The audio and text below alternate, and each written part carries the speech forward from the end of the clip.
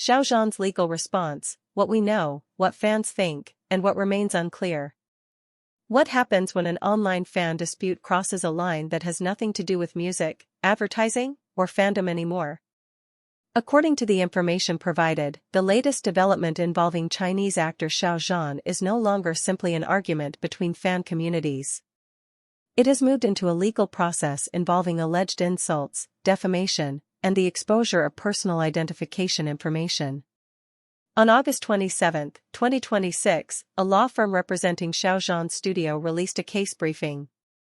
The statement says the legal team had completed evidence preservation concerning certain users on platforms including Sina Weibo and Zaya Hongshu who were allegedly involved in malicious curses, insults, defamation, and violations of Xiao Zhan's reputation and privacy rights.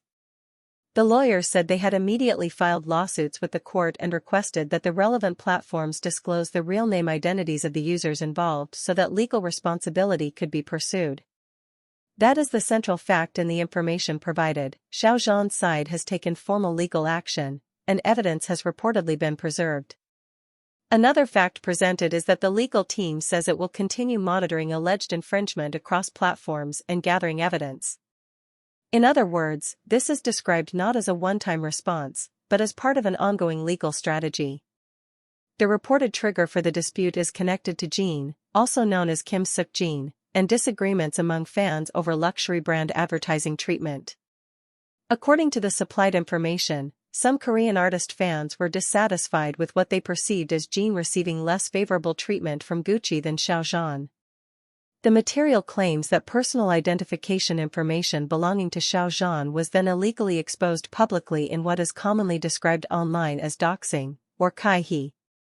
That allegation is extremely serious. However, it is important to separate what is reported from what has been legally established. The information provided describes the alleged disclosure and the resulting lawsuit, but it does not provide a court judgment establishing the identity or guilt of every person allegedly involved. That distinction matters.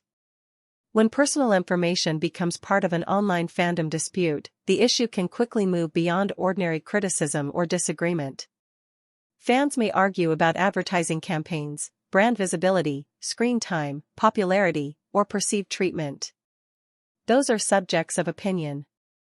Publishing someone's private identification information is a fundamentally different matter because it potentially involves privacy and legal rights.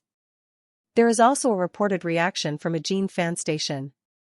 According to the supplied information, the fan station issued a statement calling for the original perpetrators to be held accountable.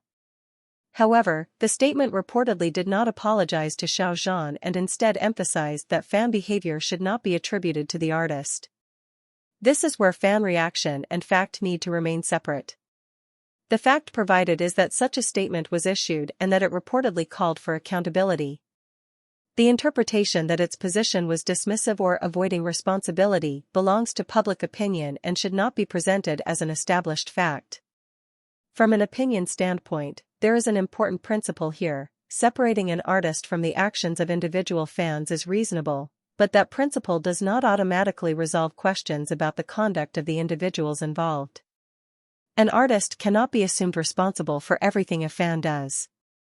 At the same time, a fandom dispute does not justify targeting another person with private information. The most significant development may therefore be the decision to take the matter into court rather than allowing the dispute to remain entirely within social media. The information provided also points to previous legal actions involving Xiao Zhan's side. It states that a Weibo user identified as was previously ordered to pay compensation over insulting and defamatory conduct and that enforcement had been requested. It also says the legal team has pursued alleged infringement involving accounts on platforms including Douban and Douyin. If accurately reflected in the supplied material, this gives the current lawsuit a broader context. It suggests that Xiao Zhan's legal team has been using evidence collection and litigation as an ongoing response to alleged online infringement rather than treating every incident as something to be handled only through public statements. There is another detail that has attracted attention: the speed of the response. According to the information supplied, the period between the reported exposure of Xiao Zhan's personal information and the law firm's case briefing was very short. Some fans interpreted this as a particularly firm response from Xiao Zhan's side.